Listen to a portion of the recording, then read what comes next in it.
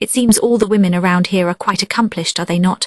What brought that on? Chanel asked, seeming a little abashed, so she hadn't quite pulled off her nonchalance. Forget it. Maomao forged ahead. Oh, it is simply that the usual term of employment here is 2 years. But it seems the women in the clinic have been here rather longer. Yes, we are old ladies, all of us, Chanel said with a little twist of her lips that almost amounted to a smile.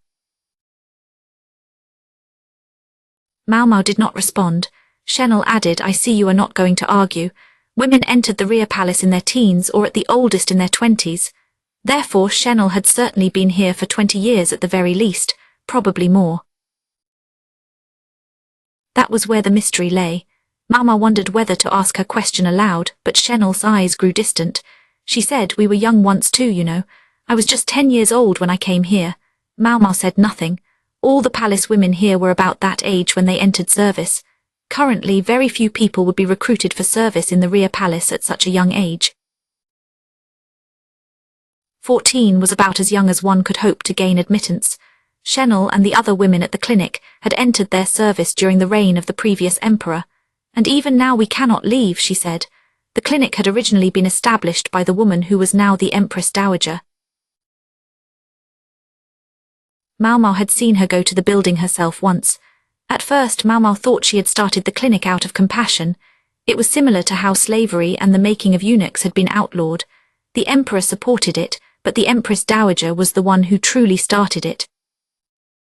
The clinic had simply come first, but that was not the case. No one would take us even if we did leave, Chanel concluded. Generally, once someone had been the bedmate of an emperor who lived above the clouds, they could not leave the rear palace. It is true that women were sometimes married to loyal servants or used as pawns in political matches. However, even these fates were available only to ladies of a certain status. In another era, these women might have been put to death to accompany their master into the next life, but Maomao's position was too far below theirs to definitively say they were at least lucky to have escaped that fate. Ah.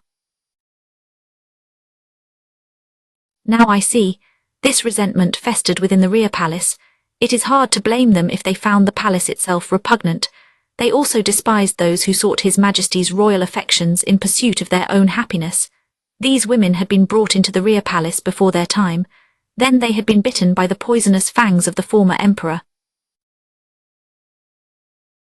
These two facts worked together to ensure they would never again see the world outside the walls of this complex. What would that do to a woman's heart? Not everyone could endure that experience without it battering them beyond the hope of an ordinary life. Chanel had asked Maomao to check on the young woman who had fallen ill at the Crystal Pavilion. Maomao had been impressed by Chanel's perceptiveness. However, there was another possible explanation, the flip side of the same facts. What if Chanel had taught consort Lihua's former chief lady-in-waiting, Xin, how to make the abortifacient? Not personally but indirectly through the maid who had stayed in that storage room. It would explain many things that had bothered Maomao. The maid was certainly one of those who liked to talk. From her, Chanel would have learned about the tension between Xin and Lihua, and might have guessed the consort was pregnant. Here, leave this on the desk of the chief lady-in-waiting. It is for the consort's safety. The maid, the earnest maid, would have listened obediently to Chanel. It would have been a list of things that might be bad for the consort. It was a list of things to be avoided, all for the consort's safety. However, if someone who disliked Lihua saw the list, it could have a result opposite to what was intended. The caravan was visiting at that time, and it would have been possible to obtain the items on the list if someone had wanted to. But why would the caravan have those items in the first place? I would like perfume this time. A few words, whispered into the ear of one of the merchants who visited a few times each year. Keep up the habit for decades, and you would find that the merchandise naturally began to reflect what you wanted. Malice, though not to the point of conscious fatal intent, is what Maomao saw at the root of this evil. That was what had allowed it to smoulder for so long. It ate away at the rear palace slowly and indirectly. The toxic face powder was one of the forms it took. The women at the clinic must have known about it. Not everyone could have been unable to read when Maomao's old man first wrote his list of cautions. There was a bookshelf in this room that suggested the women of the clinic sometimes studied. Maomao wondered if she should ask her about it, but quickly decided against it. She had no witnesses and no proof, and she didn't want to make vague accusations. She also worried about what might happen to the women here if she spoke up. She was thinking of all the other ladies of the rear palace. They might be robbed of the clinic if she said anything. She did not want to do that to them. These women's resentment would only continue to build, but that was out of Maomao's hands. The most she could do was try to make sure it did not hurt those around them. That was it. Perhaps there was a better solution, but Maomao wasn't smart enough to think of one. She guessed there was no point in sticking around here. As Maomao grabbed her cloth bundle and stood up, she glanced at the bookcase. The fact that they could afford to keep books around suggested the women were receiving a good stipend. Maomao stood in front of the bookcase to hide the questions she was beginning to have. Shenel said, "If you are interested in our books, feel free to borrow one. Just be sure to bring it back, please." When she put it that way, Maomao started to feel it would be rude not to pick something out. Then Shenel added, "It seems as if some people must do more than bring back what they borrowed. Sometimes we find more books on the shelf than there were before. It is the oddest thing. Maybe they were in someone's way. That is being rich for you. There were indeed many less than interesting books on the shelf. Quite a few had to do with being a dutiful wife. Perhaps women from affluent households left them here when their personal chambers began to feel cramped. They could stand to have something worth reading here, Maomao thought. Her eyes happened to light on a single thick volume. She took the book out and opened it. She discovered it had a unique quality among the books on the shelf. It was illustrated. A book this large with this many pictures had to have been awfully expensive. Pictures of bugs, no less, she thought with a wry grin. Shisui would be thrilled to get a look at this. In fact, she was probably the only person Maomao could think of who would look at such a thing. Maomao noticed a piece of paper tucked in between the pages. She flipped to the page and looked, then paused. It depicted a butterfly from a foreign land. It was a gorgeous butterfly of the night, with a color that hovered somewhere between pale blue and pale green. Anyone surrounded by them would look as divine as a moon goddess. Thinking about it, Shisui had said something about seeing the insects in a book. Was this what she had meant? Is this encyclopedia also something somebody brought by? Oh, that. Yes, it was left here, I suppose about a month ago. About a month ago. That was long after the emissaries had left, after their banquet was over. If the book hadn't been here before that, then it seemed most natural to assume Shisui had had it. I'm not sure it is the sort of thing your average serving woman would own, Maomao thought. She was certain of this fact. A book this large would not usually be held by a peasant. So who was Shisui? Was she the daughter of a very wealthy merchant family? Then Maomao recalled the notebook where Shisui had drawn pictures of insects. She had used the back of paper that had been used to wrap snacks. Even so, obtaining a large supply of it here in the rear palace could not have been easy. She had access to paper, and she was literate as well. Maomao could not believe someone like that would rise no higher than laundry maid.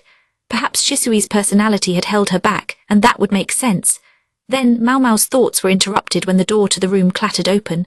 A eunuch stood there. Shenel, his voice was surprisingly high for a man. You'd best be careful. The voice was surprisingly low for a woman. Standing in the doorway was the beautiful newcomer with almond-shaped eyes.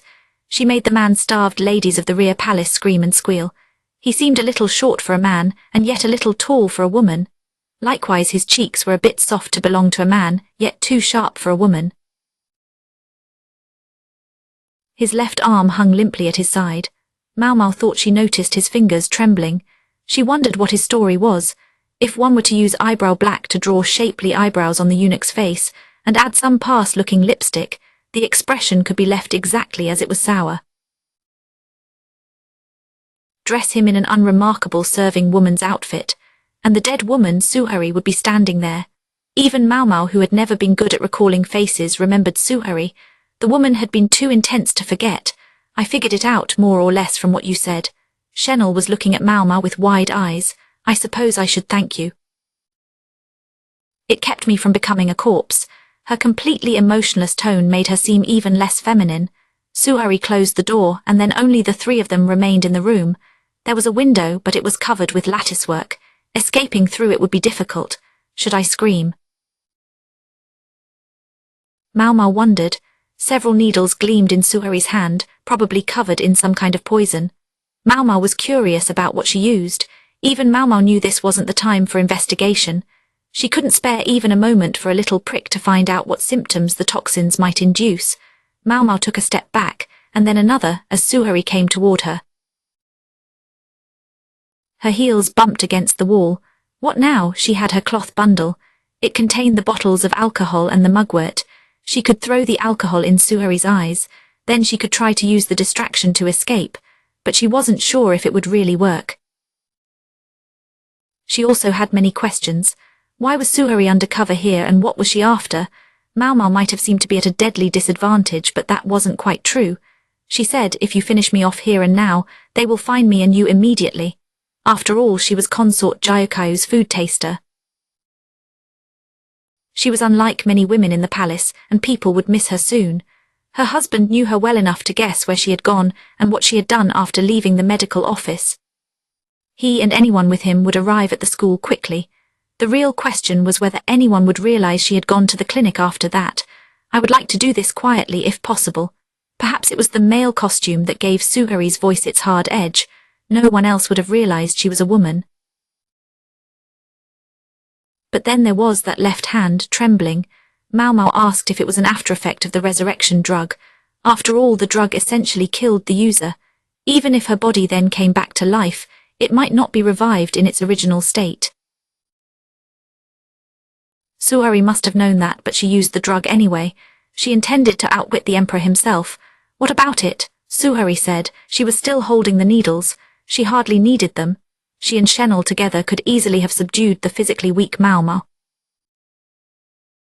Anyway, we have more important things to talk about. It's about business. How is that exactly? Maomao's heart was pounding in her ears and she was drenched in nervous sweat. However, her voice still sounded dispassionate. It could be a curse or at moments like this a blessing. She watched the other women closely, trying to think one step ahead. She tried to envision a way out of there.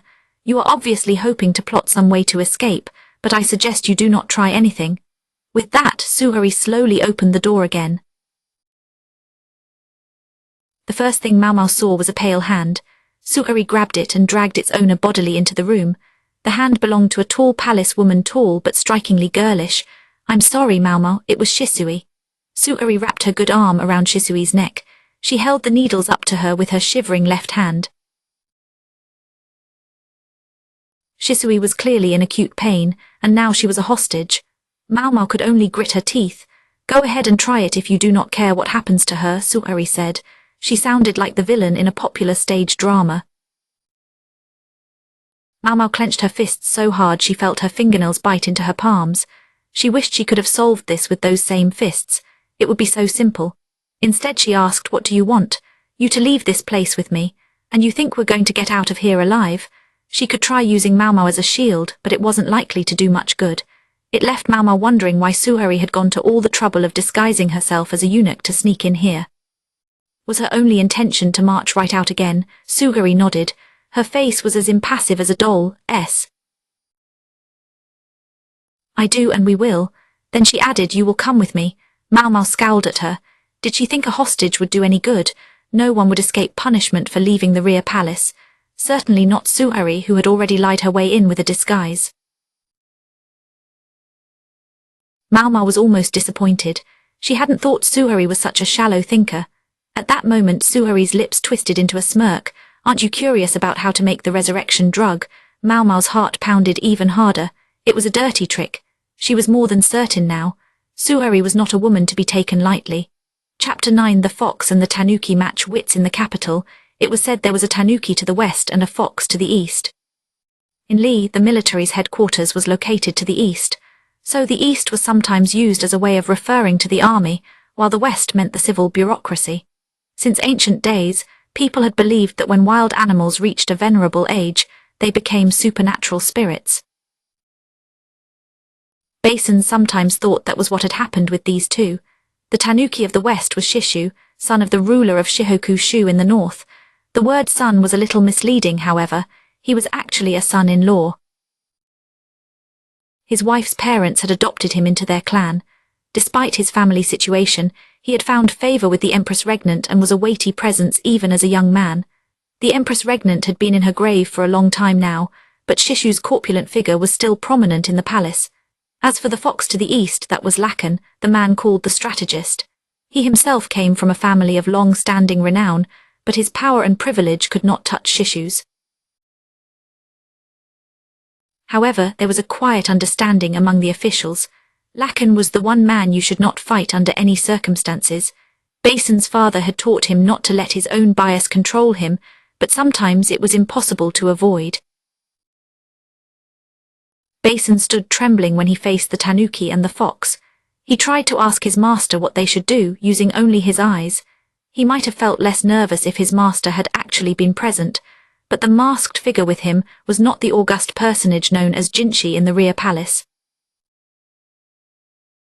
The long robe hid platform shoes. These shoes added almost 3 sun, or 10 centimeters of height. Cotton was stuffed into the shoulders of the robe to make them appear wider. It all concealed the person's true size and shape rather nicely. This transformed them from someone who was altogether too short for the job into a natural body double for Jinshi, or rather, for the imperial younger brother. Basin's companion carried himself with a certain self-importance. There was a hunched back and an air of reluctance, but it was very much the personality expected of the imperial younger brother. Anyone would believe it was him. If the other side had a tanuki and a fox, Basin's side had a dog. It was not a mangy cur, but something more like a proud hunting dog. And what business do you bring? Basin spoke on behalf of his temporary master. The man wore a mask because he was self-conscious about burns on his face. He had gotten these burns when he was a young boy. He rarely spoke in public. However, if he did speak, that story would explain things if anyone thought his voice sounded odd. He spent much of his time cooped up in his chambers doing paperwork. It had been nearly a month since he had appeared at the court council. He sat quietly in his seat, showing no sign that he would speak. That was perfectly acceptable. That is how things needed to be. He rarely sent a representative to the council. When he did, it was only to deliver the paperwork he had completed.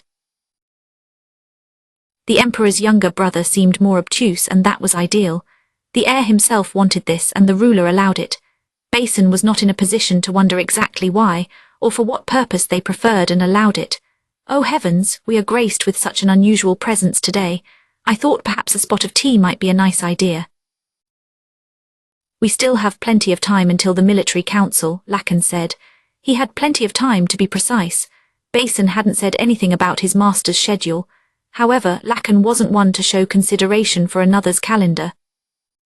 I thought perhaps Sir Shishu might wish to join us since he is here today. Behind Lakan was a subordinate holding a bottle. It looked like imported grape wine, but no doubt there was only fruit juice inside. Basin's father had mentioned to him that the monocled eccentric was a featherweight drinker. Me? The wily old tanuki smiled. Basin did not know what Shishu carried around in his large belly. He only knew one had to be forever on guard. It might be something harmful to him and his family. Normally, he might have easily avoided the invitation. Basin thought that even the eccentric military commander could not simply manhandle a man of higher station than himself. At least he sincerely hoped not. The tanuki proved far more accommodating than he had expected. I'm afraid I don't have any particularly interesting stories to share over a drink, he said. That put Basin on the spot. He thought refusing was the only option. He opened his mouth to speak, but then he felt a tug on his sleeve. The masked body double was stopping him. Did this mean the double wanted him to hear what the men had to say? Then Basin would have to accept the invitation, even if it was only at the body double's request. He took a step backward. Shall we go to the inner courtyard then? He could not imagine what his master was thinking, but Basin was a servant, and that meant he would serve. The central courtyard was filled with signs of autumn. The osmanthus blossoms released a powerful aroma. It was sweet, but Basin did not like it much. The strategist chose an open-air pavilion right near the flowers. Then he instructed a minion to prepare silver cups. The 3 of them sat around a circular stone table eyeing each other. It was like the snake feared the slug, who feared the frog, who feared the snake. Basin stood behind the masked lord. To be truthful, this is best savoured from a delicate glass vessel. It is more fragrant and lovelier to look at, Lacan said. He poured some juice from his bottle. The liquid was a light green colour. It did have a cloying fragrance that mingled with the smell of osmanthus. Basin wondered if he ought to taste the drink for poison, but it seemed the silver cups were intended to avoid that need. The strategist arranged the 3 cups before him, allowing the other 2 men to pick their drinks first. Then he drank down the contents of the remaining cup in a single swallow. This demonstration left the others with no excuse not to drink themselves, so the tanuki and Basin's temporary master both brought their cups to their lips. The latter pulled his mask down to drink, then tugged on Basin's sleeve. He says it tastes lovely and refreshing, Basin said.